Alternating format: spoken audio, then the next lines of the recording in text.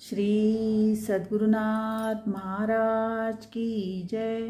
ओम नमः शिवाय, ओम नमः शिवाय, ओम नमः शिवाय। परमपूज्य आई।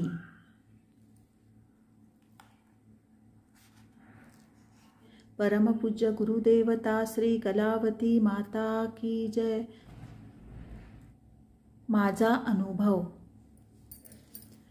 गुरुर्ब्रह्मा गुरुर्विष्णू गुरुर्देव महेश्वरा, गुरु साक्षात परब्रह्म तस्मै श्री गुरुवे नमः।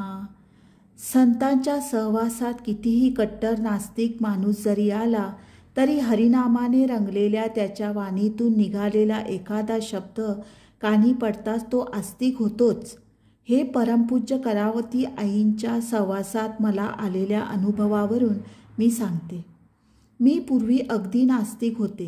देवाची भक्ती करणाऱ्यांना नावे ठेवल्याशिवाय मला राहवत नसे। कधी कोणी कीर्तनाला किंवा भजनाला येतीस काय असे जर विचारले तर मला मोठा अपमान वाटून त्यांचा मी द्वेष करीत असे। इतकेच नव्हे तर घरात कुलधर्म केला तरी देखील वडील माणसांना मी हवे तसे बोलायला कमी करीत नसे। या माझ्या वागण्याची देवाला कीव आली की काय कोण जाणे। त्याने माझ्या पतिराजांना वाईट संगतीत जाण्याची बुद्धी दिली।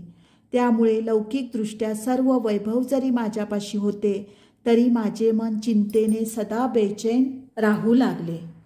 तरी पण आश्चर्यासारखी गोष्ट ही की विषय सेवनाने पुष्ट झालेले माझे मन देवाकडे किंचित देखील वळू शकले नाही। पुढे एका रोगाने मला पछाडले। अहोरात्र माझे पोट दुखे। त्यामुळे माझे जेवणच बंद झाले। झोपही लागेनाशी झाली। वेदना असह्य होऊ लागल्यामुळे जगून राहण्यापेक्षा मरणे बरे असे वाटू लागले। या व्याधीपासून सुटण्यासाठी पुष्कळ डॉक्टरी उपाय केले, पण त्यात थोडे सुद्धा यश आले नाही। कसे पण केव्हा बरे वाटेल ह्याच एक ध्यास लागून राहिला। त्यात पुढे आणखी भरीला भूतानेही मला पछाडले। मंत्रतंत्रादी उपाय करण्यात भरपूर पैसा खर्च झाला, परंतु त्यापासून काहीच फायदा झाला नाही। शेवटी एकाच्या आग्रहावरून त्यांच्याबरोबर रामनवमीच्या दिवशी हुबळीला सिद्धारूढ महाराजांच्या दर्शनाला माझे जाणे झाले। जरी पवित्र व थोर अशा व्यक्तीच्या चरणापाशी मी गेले होते तरी बालपणापासून माझ्या ठिकाणी सुसंस्काराचा लवलेशही नसल्याने तेथे आपण कसे काय वागायचे हे मला प्रथम समजू शकले नाही।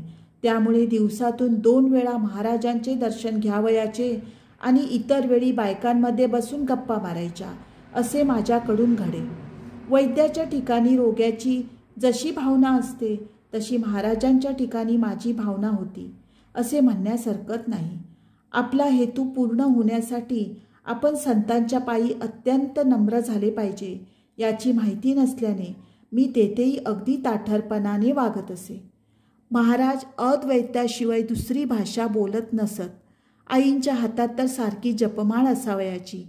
कारणाशिवाय कोणाशीच बोलायचे नाही असा त्यांचा नेम होता। ते सर्व पाहून मला विचित्रच वाटले।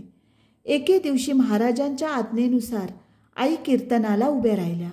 निरूपणात प्रत्येक मनुष्याला आपण दुःखमुक्त व्हावे असे वाटत असते, परंतु संतांच्या सांगण्याप्रमाणे आपणाकडून देवाची भक्ती घडल्याशिवाय आपण दुःखमुक्त होऊ शकत नाही।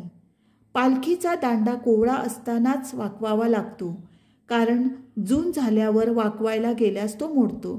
त्याप्रमाणे लहान वयातच मन देवाच्या ठिकाणी लावावे।